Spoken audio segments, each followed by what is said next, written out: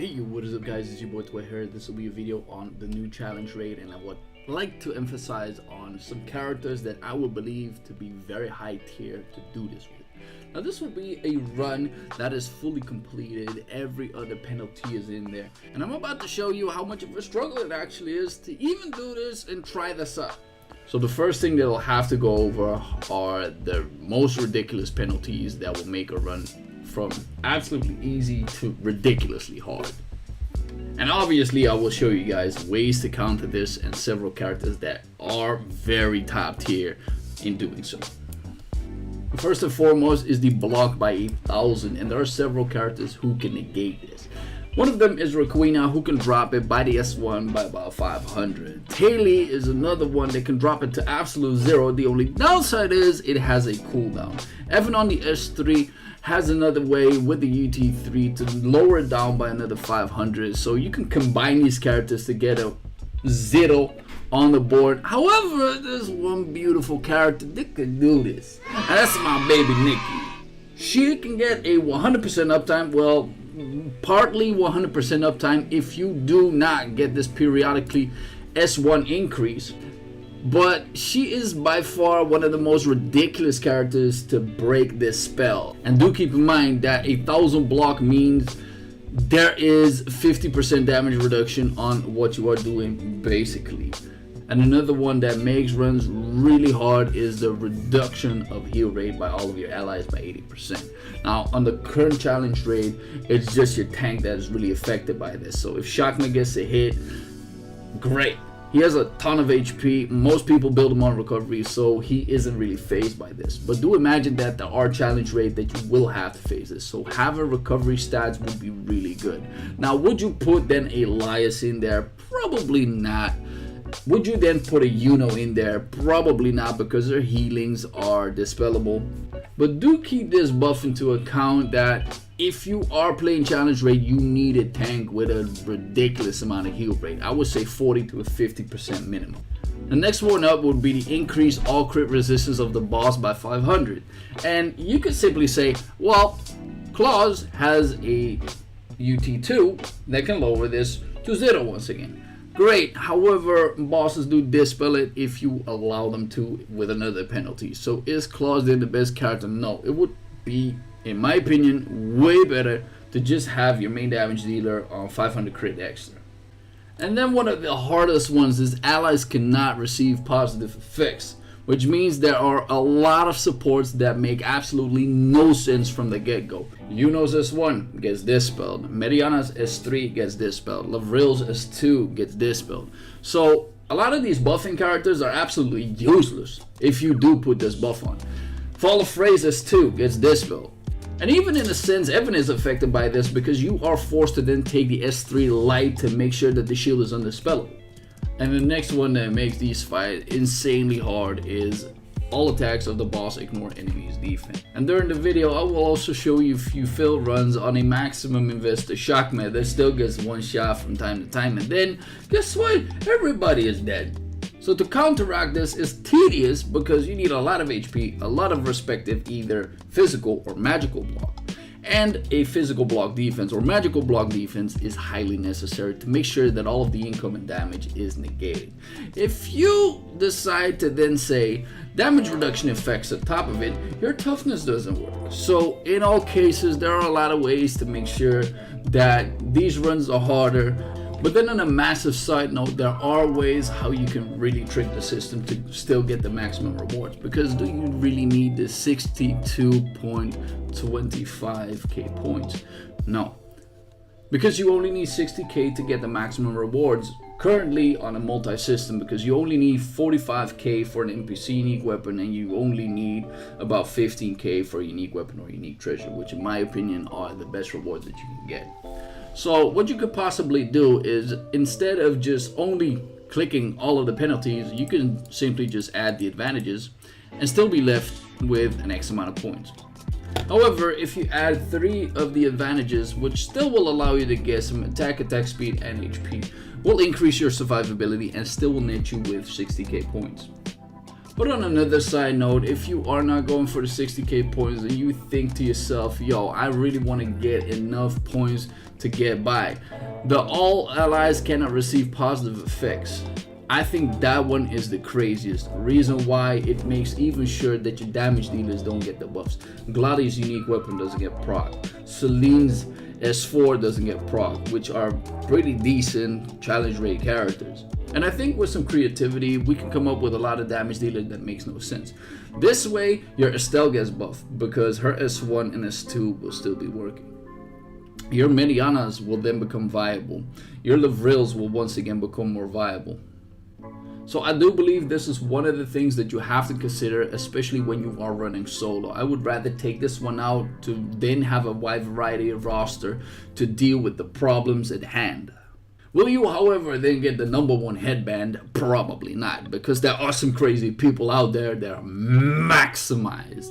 But let's get over some characters, and I would like to emphasize on Nikki first, because I think she is one of the most beautiful characters in the game that absolutely had no use before challenge rate, and now she does. And reason for that is her S1. Sadly, it's only P-Box, so for magic damage dealers, you'll have to find somebody else, and I think Taylor will be a pretty decent substitute. Combine that with the S3 Lite, and you have yourself a 100% uptime, because 3 plus 7 is 10 seconds, and the skill Mighty Fine is 10 seconds as well. Now, if you have to put her on some TM skills, what would be interesting to have the S1 cooldown reduction, because the cooldown will every time be lowered all the way through. Or you can get yourself a Rahadna in there, or in most chances you get Audi in there. Combine the skill with a UT1 and it will reduce physical defense, but also a lot of healing rate that's coming with it on a maximum of 75%, which make Nikki about one of the best characters for challenge rate in my opinion. And another neat factor is her new S2 Dark, and that will with each hit reduce heal rate by 5%, 7 stacks on maximum. As stated, the next character that I would like to emphasize on is Evan, and Evan is one of these characters that I found a little lackluster in a few patches before that, because I only used him for PvP until Scarlet came out, but now he once again has use. Why? He has an undispellable shield for the whole team with his S3 Lite. Combine that with a super high UT3, you will get an all block chance decrease that's coming with that. Combine that with the S1 that will give you 25% extra healing rate to your full team if you don't go for the dispelling penalty.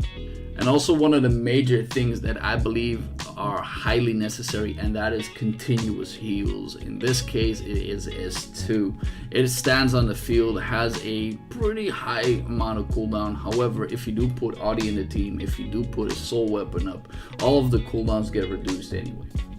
Another character that I would like to believe is top tier, and that is Shockman. And that is because most of the people are building him on massive HP, and if you do play him in PvP, a lot of people are playing him on recovery. However, would that take away from your Lomans, your Janes, your Clauses maybe? Yes. Reason why? The whole ignore defense part will literally murder all of your tanks. This dude is practically the only one that keeps standing. However, keep into account, however T5 Dark will increase your main damage dealer's damage, it will then also hurt Shockman a lot. So I'd rather advise you to never get this.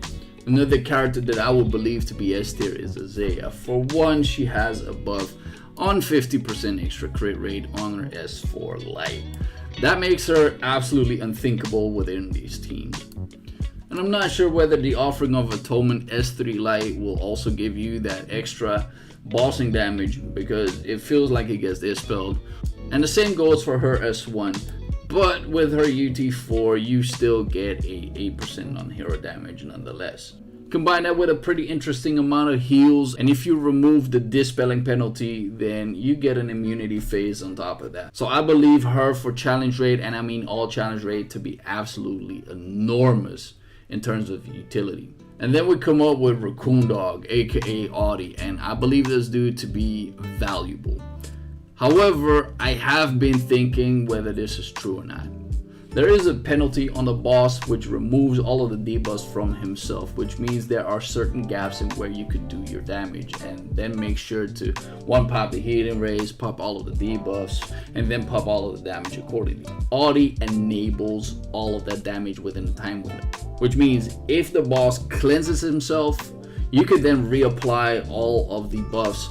Once again, get all of your buffs up on your main characters, and then really do all the damage that is required of you to do so in that small window of time.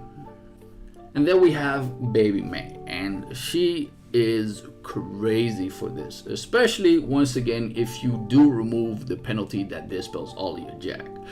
Once you pop the UT2, you get another 250 extra critical chance, which then negates part of that 50% critical resistance, which will then once again increase a lot of your damage. But do keep in mind, ladies and gentlemen, that the longer she is on the field, the more damage your main damage dealer is gonna do.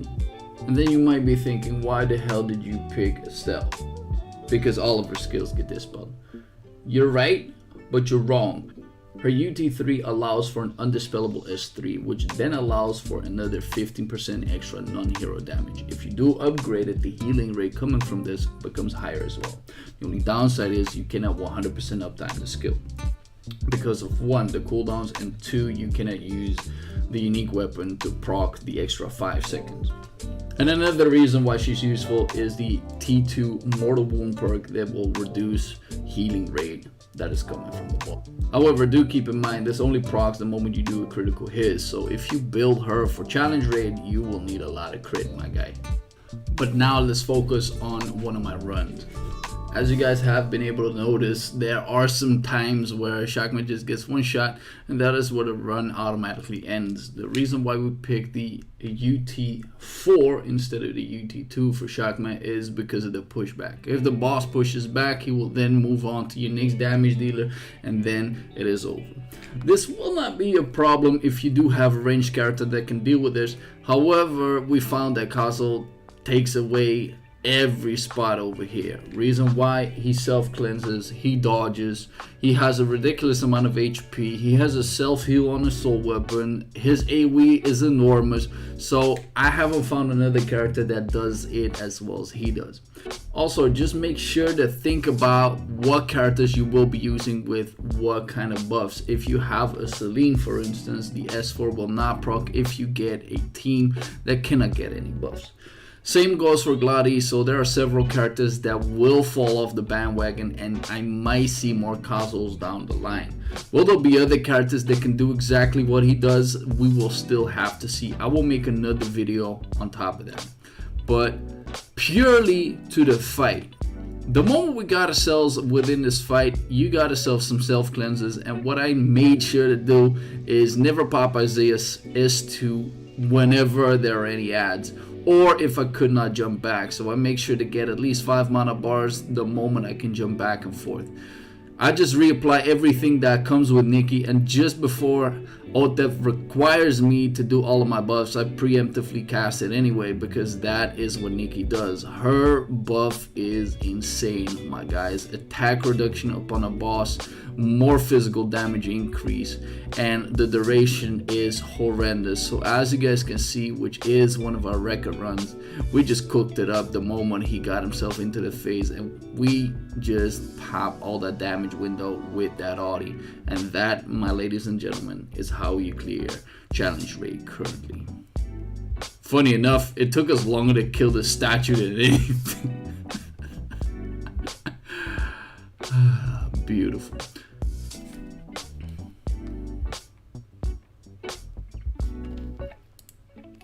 But ladies and gentlemen, that is it for the first video on challenge raid. Obviously there will be many to come, and probably a lot more things to cover, because all these challenge raid will probably provide us with more challenges. I, for one, like this change a lot. I've been trying out so many different comps, so I really enjoyed the way that this content is currently playing out. So if I missed anything, put it down into the comments. Let me know what you guys think, and I'll see you guys into the next one.